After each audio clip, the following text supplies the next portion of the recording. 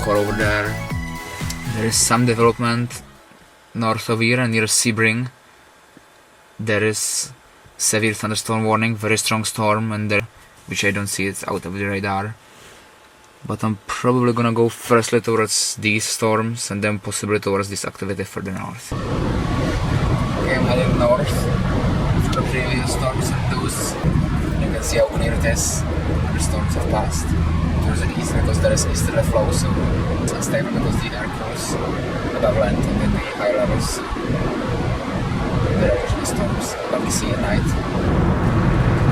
Close. Wow. Wow. 9997 is taking me. Whoa, nice.